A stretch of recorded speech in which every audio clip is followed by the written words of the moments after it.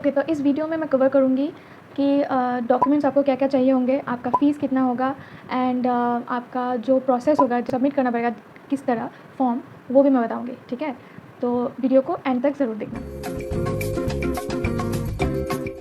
Hey everyone, welcome back to my channel. I am Nikki and today I'm going to talk about the whole procedure to get enrolled in the Bar Council of Assam, Nagaland, Arunachal Pradesh, Mizoram and Sikkim. जो Guwahati high court के अंदर जो state bar council है उसमें Nagaland, Assam, Arunachal Pradesh, Mizoram and Sikkim, ये पाँचों state का state bar council included है। मतलब कि इन पाँचों स्टेट का स्टेट बार काउंसिल जो है वो सिर्फ एक ही है, जो कि है गुवाहाटी हाई कोर्ट के अंदर। ठीक है, तो जो मैं प्रोसीजर आपको बताने वाली हूँ, अगर आप में से कोई अरुणाचल या फिर नागालैंड या फिर सिक्किम या फिर मिज़ोरम से है, असम से तो होंगे ही आई एम श्योर, तो मतलब सबका ही प्रोसीजर सेम होगा। ठीक है, तो आपको तो यहाँ पे एनरोल करना पड़ेगा, आपको पता ही होगा। So without any further delay, let's jump into the topic.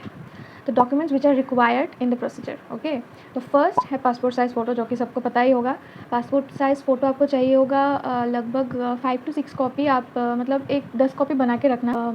और एक इम्पॉर्टेंट बात फ़ोटो में क्या है कि ये आपको रिसेंट फ़ोटो आपका होना चाहिए एंड उसमें आप अच्छा होता है कि अगर आप यूनिफॉर्म पहन के ही दो, मतलब अच्छा नहीं, ये आई थिंक वो लोग ज़्यादा प्रेफर करते हैं अगर आप यूनिफॉर्म पहन के फ़ोटो खींच के वो मतलब प्रिंट आउट करके वही दो। ठीक है, तो ये फ़ोटो हो गया। उसके बाद आपको काटना पड़ेगा 2 ड्राफ्ट बैंक का। ठीक है, तो बैंक का ड्राफ्ट काटना पड़ेगा। एक आपका जाएगा ऑल इंडिया बार काउंसिल के मतलब ऑल इंडिया बार काउंसिल को काटना पड़ेगा एक, और दूसरा काटना पड़ेगा स्टेट बार काउंसिल को। तो ऑल इंडिया का जो है वो काटना पड़ेगा, आई थिंक वो 1200 रुपये का है, 1200 का। एंड जो आपका स्टेट बार काउंसिल का है वो आई थिंक 4800 का है। तो यहाँ पे मैं एक चीज़ अपना जो मैंने गलती किया था वो मैं आपको बताना चाहूँगी कि आप लोग ऐसा मतलब गलती मत करना। बार काउंसिल में मैंने ये पूछा नहीं था कि कौन से बैंक से काटने से अच्छा रहता है, वो लोग ज़्यादा मतलब प्रीफर करते हैं कौन सा बैंक का ड्राफ्ट, ये मैंने पूछा नहीं था। तो मैंने अपने कन्वीनियंस के हिसाब से मैंने पंजाब नेशनल बैंक से काटा था। ठीक है, ड्राफ्ट। तो वहाँ से काटने की वजह से मेरा क्या हुआ, वहाँ पे तो एक प्रॉब्लम हो गया, प्रिंटिंग में थोड़ा मतलब इधर उधर हो गया था डेट। तो इसलिए मैंने जब सबमिट करने में जब गई बार काउंसिल में, तो उन लोगों ने बोला कि ये तो थोड़ा हम लोग तो कर देंगे बट ये मतलब थोड़ा दिक्कत दे सकता है, क्योंकि इसमें थोड़ा प्रिंटिंग का इशू हो रहा है और हम लोग पंजाब नेशनल बैंक का इतना मतलब प्रीफर भी नहीं करते। तो इसलिए मैंने फिर वो मतलब कैंसिल करवाया ड्राफ्ट। फिर मैंने बार काउंसिल में पूछा कि कौन सा बैंक से ड्राफ्ट काटने से आप लोग मतलब एक्सेप्ट करोगे। उन लोगों ने मुझे सजेस्ट किया था कि तुम अगर पॉसिबल है तो एपेक्स बैंक जो है खान बाज़ार में, उसमें से मतलब ड्राफ्ट काट के सबमिट करो, तो फिर ज़्यादा अच्छा होता है, क्योंकि हम लोग सभी को वही बैंक सजेस्ट करते हैं। तो फिर मैं वहाँ पे जाके मैंने ड्राफ्ट काट के दिया, तो वो लोग ने एक्सेप्ट कर लिया। और हाँ, जो बैंक ड्राफ्ट आप काटोगे वो मैंडेटरी है, गुवाहाटी ब्रांच का ही होना पड़ेगा। हाँ, तो इसके बाद आपको चाहिए होगा HSLC पास सर्टिफिकेट, और उसके बाद आपको चाहिए होगा ग्रेजुएशन का पास सर्टिफिकेट ओरिजिनल। अगर 3 इयर्स का स्टूडेंट हो आप, तो मतलब 3 इयर्स का LLB की डिग्री किया है तो आपका ग्रेजुएशन सर्टिफिकेट होगा पास सर्टिफिकेट। और अगर आपने इंटीग्रेटेड कोर्स किया है LLB का, तो आपका एक ही लॉ का ही पास सर्टिफिकेट सिर्फ होगा। तो अगर 3 इयर्स किया तो ग्रेजुएशन का पास सर्टिफिकेट, उसके बाद आपका लॉ का पास सर्टिफिकेट। अगर प्रोविजनल है लॉ का पास सर्टिफिकेट तो लॉ प्रोविजनल से हो जाएगा, अगर ओरिजिनल है तो कोई बात ही नहीं। उसके बाद आपका लॉ कॉलेज जहाँ से आपने डिग्री किया है लॉ, वहाँ का पास सर्टिफिकेट आपको चाहिए होगा कॉलेज का। एंड अगर आप SC या फिर ST कास्ट से बिलोंग करते हो तो आपको कास्ट सर्टिफिकेट भी देना पड़ेगा। अगर आपका LLB में बैकलॉग था तो बैकलॉग का मार्कशीट आपको देना पड़ेगा। ओके, तो आपको 2 एफिडेविट चाहिए होगा एंड 2 आपका एडवोकेट से सर्टिफिकेट चाहिए होगा, वो आपका कैरेक्टर सर्टिफिकेट होगा। एंड दोनों ही एडवोकेट 10 ईयर्स से वो लोग प्रैक्टिस कर रहे हैं, ऐसे एडवोकेट से ही लेना सर्टिफिकेट। ठीक है, और या यही सब डॉक्यूमेंट्स आपको चाहिए होगा।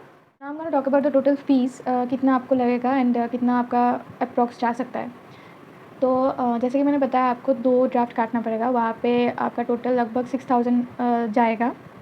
मुझे अभी मैं तो जनरल कास्ट से बिलोंग करती हूँ, तो मेरा 6000 लगा था। मुझे अभी एग्जैक्टली याद नहीं आ रहा कि SC ST का अलग भी होता है कि नहीं, मतलब ड्राफ्ट में अगर होता है तो आपको वो लोग बता देंगे, या फिर इंस्ट्रक्शन स्लीप एक ऐसा देते हैं वो लोग, वहाँ पे लिखा ही होगा अगर होगा तो, अभी मुझे याद नहीं आ रहा है। बट मेरा टोटल ड्राफ्ट में 6000 गया था। ठीक है, और आपको एक्स्ट्रा देना पड़ता है वहाँ पे कैश 10,000, अराउंड 10,000 आपको देना पड़ता है। तो जनरल कास्ट में या फिर OBC में लगभग आपको सब मिला के, कुल मिला के, अगर आपका एफिडेविट या फिर एफिडेविट नोटरी और आपका जो एडवोकेट से आपने लिया होगा जो सर्टिफिकेट होगा, कैरेक्टर सर्टिफिकेट, अगर आप ये सब मतलब किसी जान पहचान के लोगों से बनाते हो तो ऑब्वियसली आपको कम पड़ेगा। या अगर आप पूरा डायरेक्टली यहाँ से बनाते हो तो यहाँ पे तो थोड़ा ज़्यादा वो पड़ेगा, क्योंकि ये लोग एक्स्ट्रा चार्ज करेंगे, एडवोकेट वगैरह ये सब वो लोग एक्स्ट्रा चार्ज करेंगे। तो अगर वो सब मिला के सब कुछ आप देखते हो तो यहाँ पे ऑलमोस्ट आपका 20 क्रॉस हो जाएगा। अगर मतलब आप मतलब किसी जान पहचान के लोगों से नहीं कराते हो तो तब। अगर आप जान पहचान के लोगों से कराते हो या फिर कुछ ऐसा अरेंज करते हो मतलब कि थोड़ा बहुत कम लग जाए पैसा, या फिर कुछ दोस्त कहीं से भी मतलब आप मैनेज करते हो, तो आपको टोटल, अगर आप जनरल कास्ट या फिर ओबीसी से हो तो आपका टोटल लगभग 18 या फिर 19,000 के अंदर हो जाएगा सब कुछ। ठीक है, सब कुछ लेके मैं बात कर रही हूँ। तो मुझे मतलब टोटल पड़ा था 18 ऑलमोस्ट 18 एंड 18.5 ऐसा कुछ लगा था मेरा टोटल। ये तो मैंने बोला जनरल एंड ओबीसी का। और यहाँ पे एससी एसटी वालों का थोड़ा कम होता है। जैसे कि मैंने सुना था, मेरा ये एक फ्रेंड है, उसका लगा था, वो एसटी है, उसका लगा था सब कुछ मिल के सब कुछ मिला के उसको पड़ा टोटल 12,000 समथिंग ऐसा कुछ पड़ा। उसके बाद अभी मैं बोलती हूँ कि कैसे आपको करना है, पूरा प्रोसीजर फॉलो करना है। ठीक है, तो पहले ही तो आपको जाना पड़ेगा गुवाहाटी हाई कोर्ट के अंदर, मतलब ओल्ड बिल्डिंग का टॉप फ्लोर में स्टेट बार काउंसिल है और उनका ऑफिस है उन लोगों का। एंड वहाँ पे जाके आपको एकदम एंट्री करते ही लेफ़्ट में आपको मिलेगा एक काउंटर, वहाँ पे आपको फॉर्म दिया जाता है। तो वो फॉर्म आपको लेना है। वो लोग मतलब पूरा सील मार के देते हैं फॉर्म में। एंड 1000 आई थिंक, यस 1000 लेते हैं वो लोग। सो यहाँ पे मैं देती हूँ आपको, ये है फॉर्म। एंड यहाँ पे आपको सब कुछ अच्छे से फिलअप करना है। एंड यहाँ पे वो लोग एक आइडेंटिटी कार्ड का भी फॉर्म होता है, and then advocate welfare fund का भी एक फॉर्म होता है। उसके बाद एक इंस्ट्रक्शन स्लिप भी देते हैं, और एडवोकेट का जो फॉर्म मतलब सर्टिफिकेट का जो फॉर्मेट है, ये भी, इसका भी सैम्पल देते हैं। ये मैं यहाँ पे दे रही हूँ, आप देख सकते हो। तो ऐसा है, इसी अकॉर्डिंग आपको बनाना पड़ेगा एडवोकेट का सर्टिफिकेट। ठीक है, और एफिडेविट का भी वो सब कुछ लिखा होता है कि किस तरीके से आपको बनाना पड़ता है, वो इंस्ट्रक्शन स्लिप में वो लोग दे देते हैं। तो उसी अकॉर्डिंग आपको बनाना पड़ता है। और यहाँ पे एक बात, अगर कोई लोग ऐसा भी करते हैं कि बाहर के कंप्यूटर मतलब किसी भी कैफ़े से वो लोग प्रिंट आउट कराते हैं फॉर्म, वो भी आप कर सकते हो। पर वो प्रिंट आउट करा के आपको अल्टीमेटली फिर वापस आपको बार काउंसिल में 1000 रुपये पे करना ही पड़ेगा फॉर्म के लिए। तो वो फ्री ऑफ कॉस्ट नहीं होगा ऑफ कोर्स।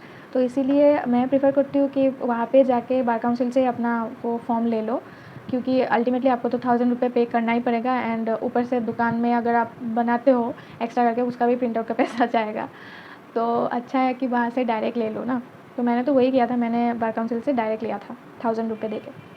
तो ये है। और एक चीज़ है, जैसे कि मैंने बताया आपको, जो डॉक्यूमेंट्स आपको चाहिए होगा, जैसे कि HSLC का पास सर्टिफिकेट एंड लॉ का पास सर्टिफिकेट, ये सब जो सर्टिफिकेट आपका है, सिर्फ आपका वो जो है एडवोकेट का जो सर्टिफिकेट है वो उसको छोड़ के, एंड बैंक ड्राफ्ट को छोड़ के सब कुछ आपको नोटरी से अटेस्टेड करना पड़ेगा, नोटरी या फिर गेजेटेड ऑफिसर से। सबमिट करने से अगर आपका कोई ऑब्जेक्शन नहीं आता है फॉर्म में, अगर आप अच्छे से फॉर्म फिलअप करते हो एंड कोई भी दिक्कत नहीं है फॉर्म में, तो आपका 2 to 3 मंथ के अंदर आ जाएगा लाइसेंस। उसके बाद आप प्रैक्टिस कर सकते हो। एंड यही है बस। सो यार, that's it for today guys. Thank you so much for watching. And अगर आपको ये वीडियो थोड़ा सा भी हेल्पफुल लगे, या फिर मतलब ऐसा लगे कि नहीं मेरा थोड़ा सा डाउट क्लियर हुआ है, तो प्लीज़ लाइक कर देना। एंड अपने दोस्तों के साथ भी शेयर करना। अगर आपको कोई भी डाउट है इस regarding, then you can ask me in the comment section, I will surely help you. Okay, so yeah, please subscribe to my channel. Thank you so much for watching. Bye bye, take care.